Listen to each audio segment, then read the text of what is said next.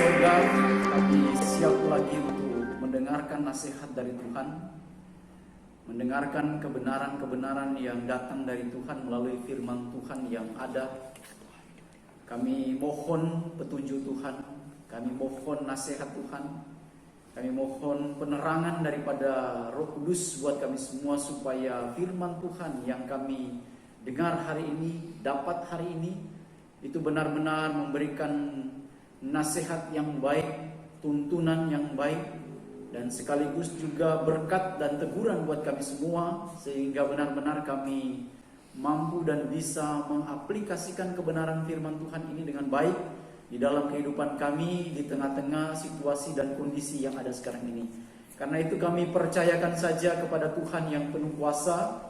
Biarlah firman Tuhan ini benar-benar menjadi berkat buat kami, motivasi yang besar buat kami di dalam kami menjalani kehidupan yang ada. Pakai hamba-Mu yang akan menguraikannya. Biarlah semuanya terjadi seturut dengan kehendak Tuhan saja. Hanya di dalam nama Tuhan Yesus Kristus kami berdoa dan mengucap syukur. Haleluya. Amin. Pagi ini atau dalam kesempatan di siang ini, kita melihat satu kebenaran yang baik buat kita. Satu perspektif di masa krisis, ya. Karena kita ada dalam situasi, ya, masa krisis sebenarnya sekarang ini. Karena situasi ini situasi yang tidak nyaman, ya, bagi banyak orang, bagi siapapun yang ada di bawah kolong langit ini, yang terutama bagi manusia. Jadi kita melihat sudut pandang, ya, perspektif sudut pandang, ya, di masa krisis.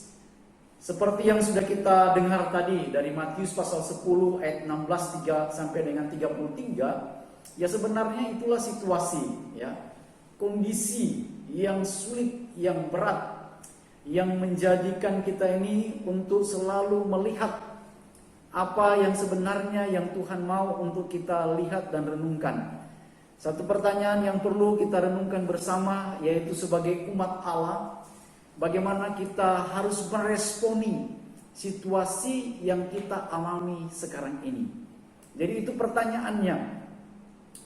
Bagaimana kita harus meresponi situasi yang memang ada di depan mata kita dan memang kita ada di dalamnya. Ini yang penting untuk menjadi perenungan buat kita, yaitu bagaimana kita sebagai umat Allah merespon. Jadi respon kita di dalam situasi yang kita alami sekarang ini. Jalan Tuhan, ya, dan rencana Tuhan merupakan sesuatu yang jauh di atas kemampuan kita. Artinya apa yang dipikirkan oleh Tuhan dan menjadi jalan Tuhan dan menjadi rancangan Tuhan, wah, itu menjadi sesuatu yang jauh, ya, di atas kemampuan kita untuk memikirkan itu. Tetapi terkadang manusia yang terbatas ini melebihi Tuhan, ya, ingin melebihi Tuhan. Firman Tuhan mengingatkan kepada kita semua, sebagai manusia seringkali kita tidak dapat memahami yang namanya rancangan dalam jalan Tuhan, ya. Ada kebenaran firman Tuhan berkata, rancanganku, ya, bukanlah rancanganmu, ya. Ini yang perlu menjadi perenungan buat kita semua. Nah, Bapak Ibu Saudaraku yang dikasihi oleh Tuhan Yesus Kristus, yang pertama di dalam hal ini yang perlu kita lihat dalam perspektif di masa sulit ini, di tengah-tengah situasi yang ada sekarang ini, kita dibawa untuk merespon, saudara. Apa yang terjadi sekarang ini? Respon dunia, kalau kita perhatikan, ya, dunia sedang bertekuk lutut, ya. Kalau kita perhatikan dunia sekarang ini, ya, sedang bertekuk lutut. Artinya dengan kemampuan-kemampuan, ya, teknologi-teknologi, para sains yang ada, ya, kemampuan-kemampuan yang ada, tapi ternyata sekarang bertekuk lutut. Ini yang perlu kita renungkan. Perspektif kita di masa sulit ini, coba kita lihat apa yang terjadi sekarang ini. Dunia tak berdaya, saudara. Orang-orang yang punya kemampuan-kemampuan sekarang ini, ya, semuanya tidak berdaya, semuanya tidak mampu, ya. Bahkan sampai hari ini kalau kita perhatikan bersama-sama, kita melihat bagaimana situasi ini memang betul-betul membuat dunia tak berdaya. Ini yang perlu kita responi. Ini yang perlu kita lihat bersama-sama. Karena begitu pentingnya kita, manusia yang ada di bawah kolong langit ini, untuk melihat sesuatu yang terjadi sekarang ini, di mana masa-masa sulit sekarang ini ya berat, sulit ya. Sampai dunia superpower pun sekarang ini apa? Bertekuk lutut, tidak bisa berbuat apa-apa.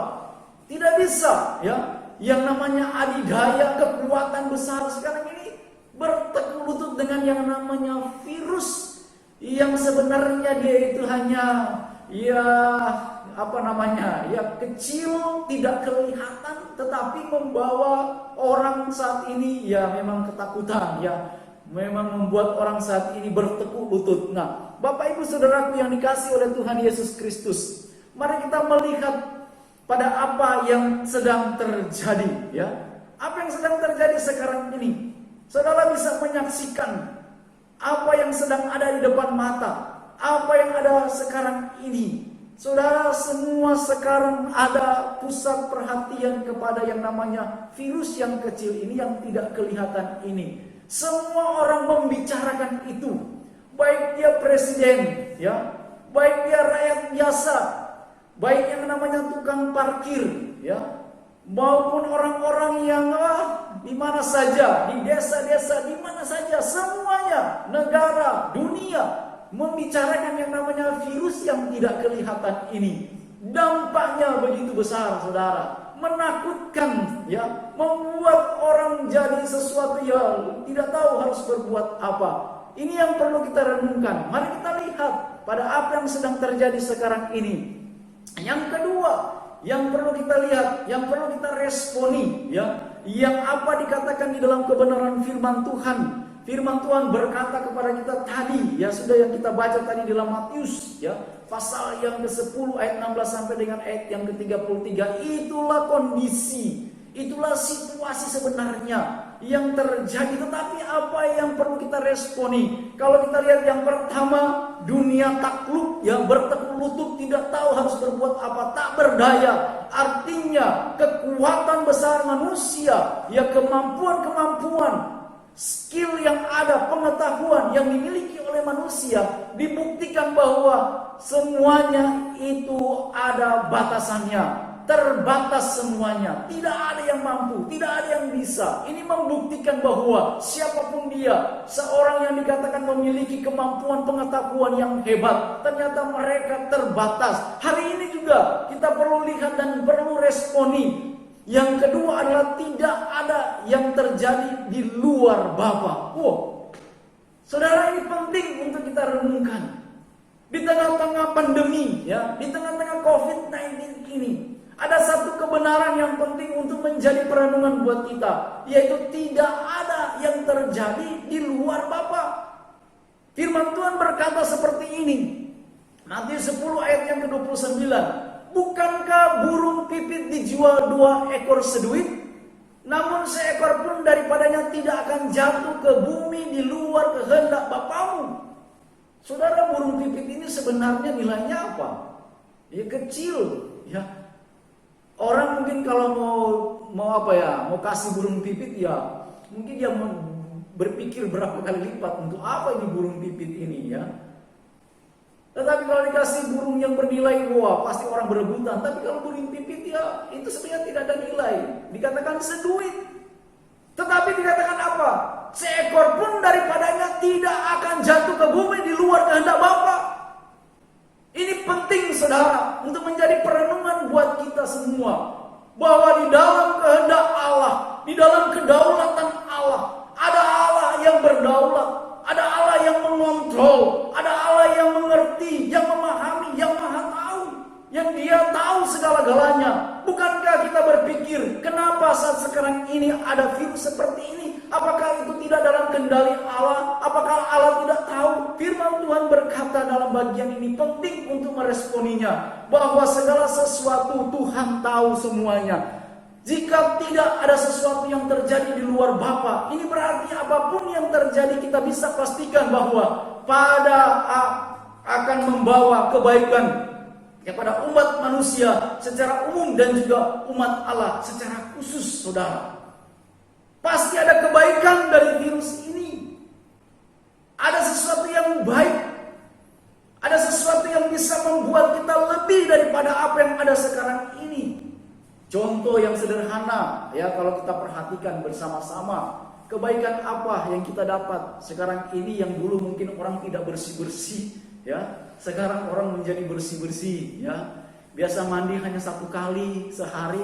Sekarang kalau dia pergi berapa kali pergi, ya dia akan mandi berapa kali. Umpamanya dia 3 kali pergi, ya sekarang pulang dia mandi lagi berapa kali, ya.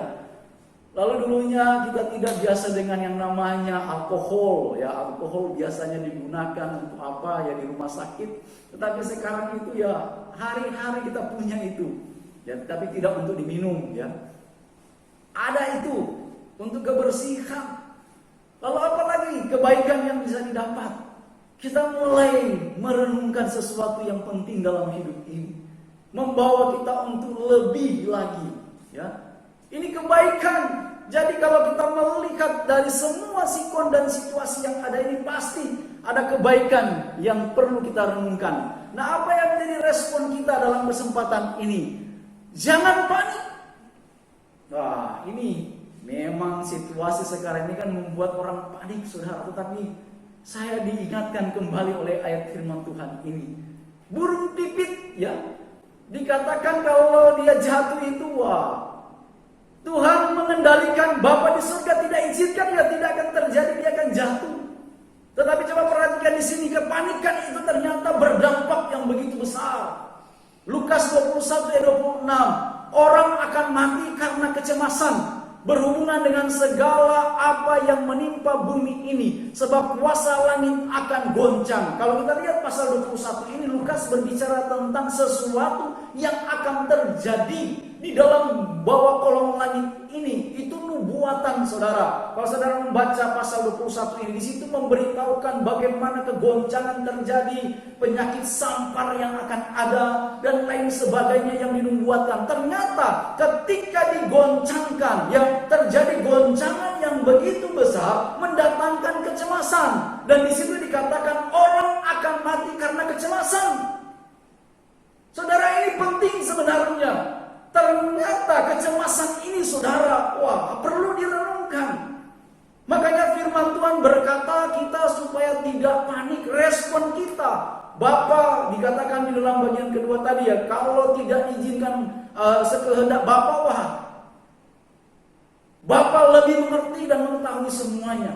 Jangan panik, karena orang akan mati karena kecemasan. Oh, saudara, hati-hati ya, kalau sering cemas, ya, ini bisa mati karena kecemasan. Saudara, mari tingkatkan. Ada bagian yang saya pernah baca, mungkin juga Pak Ariano pernah, ya, mengirim di grup, ya, tentang kata khawatir, ya. Jangan khawatir, ya. Itu ternyata ada 300 berapa? 360, ya. 365. Jadi itu setiap hari sebenarnya dikatakan bahwa tidak boleh khawatir. Ada 365 hari. Berarti 365 hari kita diajak untuk tidak khawatir. Ya.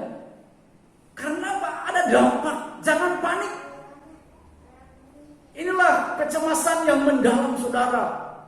Orang bisa saja tidak kena corona, ya, tidak kena dengan virus ini karena cemas terus, ya, akhirnya, wah, bukan karena dia mati karena corona, tetapi karena mati kecemasan, kekhawatiran. Karena itu, saudara, jangan panik. Ayat selanjutnya, Lukas 21:28. Apabila semuanya mulai terjadi, bangkitlah dan angkatlah mukamu, sebab penyelamatmu sudah dekat.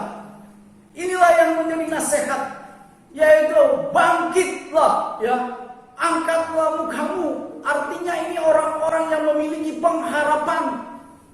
Dalam ayat itu, ketika ada kegoncangan dunia dan lain sebagainya, seperti yang kita lihat di dalam Matius pasal 10 tadi, dikatakan berbagai macam yang namanya membuat orang takut, membuat orang cemas. Tetapi di situ ada nasihat yang baik, dikatakan apabila semuanya mulai terjadi, ya, mulai terjadi. Artinya ini kan nubuatan. nubuatan yang sudah disampaikan. Nah, sekarang sudah terjadi yang namanya virus ini. Ini kan baru dikatakan apabila semuanya mulai terjadi. Dan ini sudah terjadi. Firman Tuhan menasihati kita apa? Bangkitlah dan angkatlah mukamu, sebab penyelamatmu sudah dekat. Artinya disinilah nasihat Tuhan kepada kita yang cemas, yang khawatir. Angkatlah, bangkitlah. Artinya semangat dalam hidup ini untuk melawan virus ini dengan keyakinan bahwa Tuhan Allah ada bersama dengan kita. Dialah penyelamat kita. Yang ketiga, respon kita. Takutlah hanya kepada Allah. Inilah perspektif di masa sulit. Yang pertama kita melihat dunia takluk. Yang kedua kita lihat bahwa ada Bapa tanpa artinya seizin Bapa. Wah, tidak mungkin itu bisa terjadi. Dan ketiga, takutlah hanya kepada Allah. Inilah yang menjadi tantangan buat kita. Takutlah hanya kepada Allah. Memang virus ini dikatakan bisa membawa kematian. Tetapi firman Tuhan berkata apa? Matius 10 ayat 28. Dan janganlah kamu takut kepada mereka yang dapat membunuh tubuh, tetapi yang tidak berkuasa membunuh jiwa. Takutlah terutama kepada Dia yang berkuasa membinasakan baik jiwa maupun tubuh di dalam neraka. Ini yang penting, saudara. Virus corona bisa membunuh tubuh kita ini. Virus ini bisa membunuh tubuh kita. Tetapi dia tidak bisa membunuh jiwa kita. Karena itu firman Tuhan berkata, takutlah kepada Dia yang bisa membunuh jiwa dan tubuh di dalam neraka. Artinya dihukum kekal untuk selama-lamanya. Karena itu kita harus percaya kepada Tuhan Yesus Kristus. Kita harus betul-betul yakin bahwa kita sudah memperoleh keselamatan itu. Sehingga ketika pun kita mati karena corona, kita sudah punya kepastian tentang hidup itu. Itu poinnya, saudara. Tanpa seizin Bapa. Kalau memang Tuhan izinkan, ya, ada di sini yang hadir, Adi, yang saat ini sedang dalam isolasi mandiri di hotel karena terdampak dengan yang namanya virus ini. Ada keyakinan di sini. Kalaupun memang izin Bapa, lihat baik-baik. Artinya ada kebaikan di balik semua itu. Kalaupun memang kita harus mati oleh karena virus corona ini, itu hanya membunuh tubuh. Dan ingat, Tuhan berjanji bahwa tubuh ini akan bangkit kembali, akan diubah dan mengalami tubuh kemuliaan. Itu sifatnya, kita memiliki tubuh ini sementara saja. Tetapi dikatakan takutlah terutama kepada Dia yang berkuasa membinasakan baik jiwa maupun tubuh di dalam neraka. Artinya apa? Bagi mereka yang tidak mau percaya, bagi mereka yang menolak Dia, mereka akan binasa kekal selama-lamanya di dalam neraka. Yang sangat disayangkan ketika mereka mati dengan virus corona lalu mereka tidak pernah percaya kepada Tuhan. Yaitu yang terjadi, membinasakan baik jiwa maupun tubuh di dalam neraka. Ini respon, saudara. Respon kita, takutlah. Itu yang penting, saudara. Mari kita melakukan sesuatu yang penting dalam hidup ini. Sebagai penerapan buat kita. Kalau virus ini mencabut nyawa dan merusak kehidupan, kita harus melawannya dengan kehidupan. Kita harus lebih lagi hidup, ya. Artinya apa? Kita sekarang melawan itu dengan tetap bergantung penuh kepada Tuhan, dengan betul-betul mencari Tuhan, dengan betul-betul melakukan sesuai dengan apa yang Tuhan inginkan untuk kita lakukan sekarang ini. Masa-masa sekarang ini masa karantina, masa orang berdiam diri di rumah. Kita perlu renungkan akan hal itu. Tetapi ingat baik-baik juga, kita harus mendukung yang namanya arahan dari para pemerintah yang ada. Supaya betul-betul kita juga tidak membawa virus kepada dunia ini. Oleh karena itu mari semua arahan-arahan, ya, sebagai masyarakat, sebagai warga negara yang taat dan patuh kepada pemerintah. Karena pemerintah itu adalah wakil Allah sesuai dengan firman Tuhan. Kita pun harus taat. Jangan kita sembrono dengan kehidupan yang ada. Seolah-olah kita berpikir firman Tuhan juga berkata seperti, tapi ingat baik-baik, ketaatan itu adalah bagian yang terpenting karena firman Tuhan berkata seperti itu. Jadi kemanapun kita pergi dan berada, mari kita siapkan diri kita lebih lagi hidup kita itu lebih lagi untuk menjadi berkat buat banyak orang. Dimanapun Anda pergi dan berada, mari tetap waspada, telah selalu ikuti apa yang diarahkan. Ini yang dikatakan, melawannya dengan kehidupan yang lebih baik lagi, supaya apa yang menjadi rancangan Tuhan betul-betul terrealisasi. Yang selanjutnya, ambillah kesempatan yang ada sekarang ini untuk melakukan perubahan. Apa yang membuat kita harus berubah sekarang ini, saudara? Harus berubah. Kalau dulunya kita malas-malasan, ya sekarang tidak boleh malas-malasan lagi. Berubah, sesuatu kesempatan yang baik sekarang ini. Kalau dulu kita belum bisa melayani Tuhan, ya inilah kesempatan yang terbaik untuk melayani Tuhan. Bagaimana bisa melayani Tuhan di tengah pandemi seperti ini? Doa, ya, itu menjadi bagian yang penting sekarang ini. Itu pelayanan kita kepada Tuhan. Berdoa, ambil waktu untuk berdoa. Jangan abaikan itu, saudara. Saudara penting di tengah dunia ini. Saudara penting di tengah pandemi ini. Untuk apa? Berdoa. Paling tidak meminta keselamatan dari Tuhan dari pandemi yang sedang berlangsung sekarang ini. Yang selanjutnya, ambillah kesempatan untuk terus membaca Alkitab yang selama ini kita tunda karena tidak ada waktu. Dalam tanda petik, sebenarnya banyak waktu, ya kan? Sebenarnya banyak waktu, tapi kadang kita tidak punya waktu untuk membaca firman Tuhan. Sekarang waktunya untuk membaca Alkitab, buat planning, buat rancangan. Gereja sekarang buat itu rencana kita setahun untuk membaca. Desember selesai perjanjian lama, perjanjian baru. Nah, kita sudah masuk di pertengahan sekarang ini. Sudah selesai kitab yang terpanjang, kitab Mazmur yang paling panjang. Sekaligus juga ada ayat yang terpanjang 119, itu pertengahan dari kitab yang ada dalam perjanjian lama dan perjanjian baru. Sekarang sudah masuk dalam kitab hikmat yang namanya Amsal. Ya, di situ banyak sekali hikmat yang Anda bisa dapat ketika Anda membacanya.